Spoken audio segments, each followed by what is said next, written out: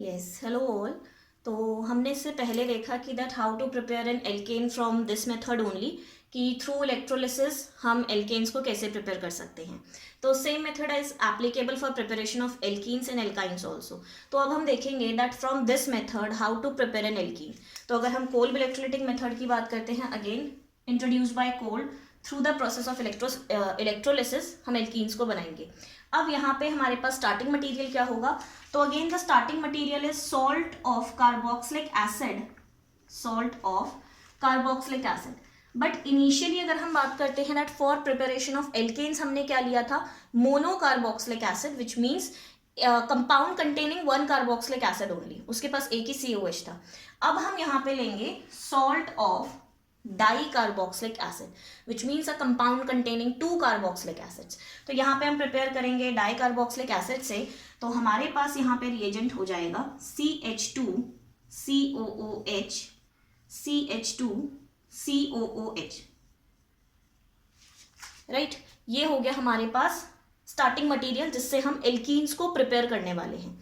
अब यहाँ पे अगर हम चेक करते हैं कि इसका UPAC नेम क्या होगा, तो there are total 4 carbon, 1 2 3 4, all containing single bonds. तो ब्यूटेन 1,4 डाई ओइक एसिड इसका नाम हो जाएगा, ब्यूटेन डाई ओइक एसिड इसका IUPAC नेम होगा। अब अगर बात करते हैं इसके कॉमन नेम की, तो commonly this is known as succinic acid, succinic acid, ठीक। तो इससे हम प्रिपेयर करने वाले हैं अपने एल्कीन को। अब अगर हम चेक करते हैं यहाँ पे कि अगेन हमें इलेक्ट्रोलिसिस का प्रोसेस करवाना है, विच मीन्स हम इसे वाटर में डालेंगे। On addition of water it will break into ion. लेकिन हम यहाँ पे सॉल्ट की बात कर रहे हैं, तो सॉल्ट में हमने क्या चेंज किया था? Just in place of H positive हम यहाँ पे Na लगा सकते हैं। Na की जगह हम पोटेशियम भी लगा सकते हैं, कोई भी सॉल्ट हम ले सकते हैं। तो अगर हम इस एसिड की रिएक्शन एक बेस से कराएंगे विच इज NaOH सपोज, तो होगा क्या? H2O will be liberated and Na इसकी जगह पे आ जाएगा दिस। तो हम इसको एज अ इलेक्ट्रोलाइट लेके हम यहाँ पे इलेक्ट्रोलिसिस प्रोसेस करवाएंगे। तो जैसे ही हम इसे वाटर में डालेंगे it will break into ion this. तो यहाँ से हमारे पास आयंस का सेपरेशन हो जाएगा। तो it will form CH2 COO negative, CH2 COO negative plus Na positive, right. तो यहाँ पे हमारे पास 2 Na पॉजिटिव फॉर्म हो जाएंगे। अब साथ में क्योंकि वाटर भी प्रेजेंट है, तो water will also dissociate into ions, that is H plus and OH minus. Now again at cathode and anode the ions will migrate. और माइग्रेशन कैसे होगा? अपोजिट चार्जेस के अकॉर्डिंग। दैट एनोड हमारे पास electrolysis में positively charge होता है, तो एनोड की तरफ हमारे नेगेटिव आयंस मूव करना स्टार्ट करेंगे। And as cathode is negatively charge, तो कैथोड की तरफ पॉजिटिव आयंस मूव करना स्टार्ट करेंगे। और अभी हमने पढ़ा था इन प्रिपरेशन ऑफ एल्केन की कौन कौन से आयन मूव करते हैं। तो टुवर्ड्स कैथोड हमारा H प्लस आयन चला जाएगा, टुवर्ड्स एनोड हमारा ये आयन सक्सिनेट आयन चला जाएगा। जैसे एसिटिक एसिड से एसिटेट आयन बनता है, सेम सक्सिनिक एसिड से सक्सिनेट आयन बनता है। अब हम चेक कर लेते हैं that at cathode and anode हमारे क्या क्या प्रोडक्ट्स आने वाले हैं। तो मैं यहाँ पे इसको स्टार्टिंग मटेरियल ऑफ एनोड ले लेती हूँ। तो फर्स्ट ये हमारे पास एनोड पे डिस्चार्ज होगा। तो एट एनोड हमारे पास होगा ऑक्सीडेशन। ऑक्सीडेशन का मतलब होता है loss of electron, which means जो हमारा सक्सिनेट आयन है विच इज दिस, ये कर देगा इलेक्ट्रॉन्स को लूज, ठीक। तो ये है हमारा सक्सिनेट आयन। अब इलेक्ट्रॉन को लूज कैसे करेगा? तो इसके पास एक्स्ट्रा इलेक्ट्रॉन्स प्रेजेंट है, एक इसका अपना इलेक्ट्रॉन है और एक इसने जो दूसरे से लिया है सोडियम से। तो ये क्या करेगा? अपने जो इसने एक्स्ट्रा इलेक्ट्रॉन्स का एडिशन किया था उन 2 इलेक्ट्रॉन्स को कर देगा लूज। तो यहाँ पे इसने 2 इलेक्ट्रॉन को लूज कर दिया। ऑन लॉस ऑफ इलेक्ट्रॉन ये हो जाएगा फ्री रेडिकल में कन्वर्ट, विच इज दिस। ये हो गया हमारा फ्री रेडिकल। अब अगर हम बात करते हैं फ्री रेडिकल ज़्यादा रिएक्टिव होता है, तो ये क्या करेगा? अपने आप को एक स्टेबल मॉलिक्यूल में कन्वर्ट कर लेगा, विच इज कार्बन डाइऑक्साइड। यहाँ पे अगर हम चेक करते हैं स्ट्रक्चर, तो ये कुछ ऐसा है, C double bond O and this is like C double bond O this. तो ऑक्सीजन क्या करेगा? अपना एक इलेक्ट्रॉन डालेगा यहाँ पे एंड कार्बन अपना एक इलेक्ट्रॉन यहाँ से ट्रांसफर कर लेगा दिस। तो this will form a stable molecule that is carbon dioxide.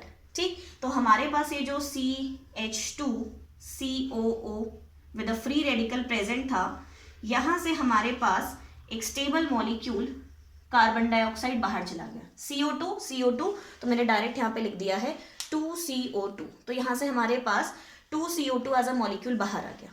ठीक, अब अगर हम बात करते हैं साथ में क्या बचा, तो देखो जब कार्बन ने अपने बॉन्ड्स को यहाँ से ब्रेक किया तो इस कार्बन के पास एक इलेक्ट्रॉन बचा है एंड इस कार्बन के पास एक इलेक्ट्रॉन बचा है, तो अगेन एक और फ्री रेडिकल हमारा जनरेट हो जाएगा, तो plus CH2 with a free radical, CH2 with a free radical.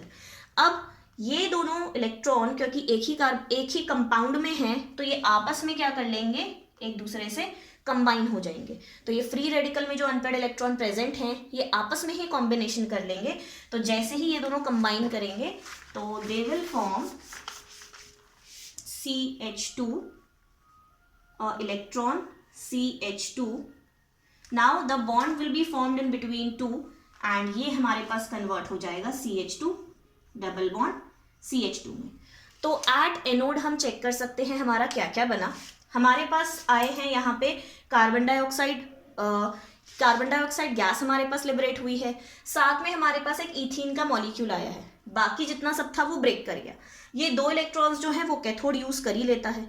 तो हमारे प्रोडक्ट में हमें अब तक दो चीजें मिली हैं, that is carbon dioxide molecule and ethene. तो हमें यहाँ से कार्बन डाइऑक्साइड का मॉलिक्यूल मिल गया है, साथ में हमें ईथीन मिल गई है। ये हमारे एनोड के प्रोडक्ट्स हैं। अब चेक करते हैं हमें कैथोड पे क्या मिलेगा। तो टूवर्ड्स कैथोड देखो हमारे पास क्या प्रेजेंट था, हमारे पास थे Na+ और H+ के आयन एंड H+ पहले मूव करता है टूवर्ड्स कैथोड। अब देखो कैथोड की रिएक्शन क्या होगी, तो एट कैथोड हमारे पास एट कैथोड H2O मॉलिक्यूल था, उसमें से H+ आयन तो कन्वर्ट हो जाएंगे H2 में। कैसे कन्वर्ट होंगे, बाय एडिशन ऑफ 2 इलेक्ट्रॉन। तो जैसे ही 2 इलेक्ट्रॉन ऐड हुए वो हो गया H2 में कन्वर्ट। अब H2O का काम था H+ और OH- आयन लिबरेट करना। ये जो H+ आयन है ये क्या करेगा, एक इलेक्ट्रॉन को ऐड करेगा। जैसे ही एक इलेक्ट्रॉन को ऐड किया इट फॉर्म्स हाइड्रोजन।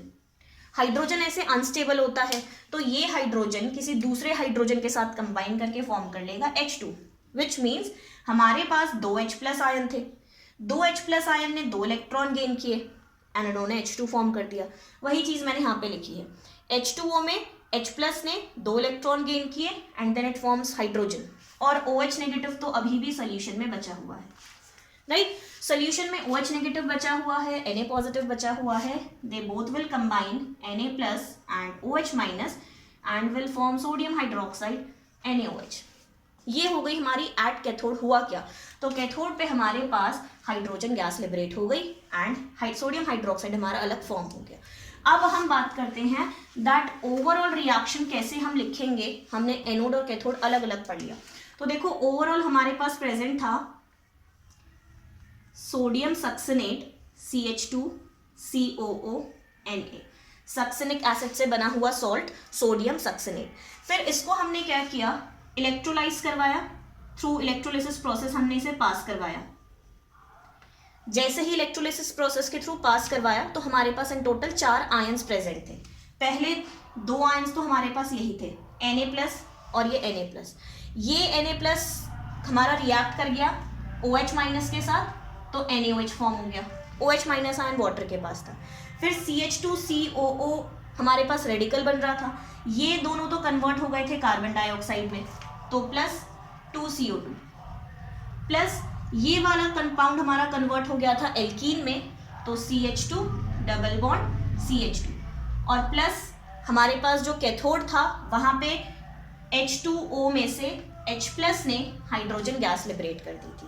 तो अगर हम बात करते हैं इसकी, तो ये है हमारे पास कैथोड का प्रोडक्ट, और अगर हम बात करते हैं एल्कीन एंड कार्बन डाइऑक्साइड की, तो ये हमारे पास है एनोड का प्रोडक्ट, राइट। तो ये हो गया Kolb electrolytic method for preparation of alkenes. तो थ्रू सक्सिनिक एसिड हम यहाँ पे एल्कीन्स की प्रिपरेशन कर सकते हैं, राइट। Thank you.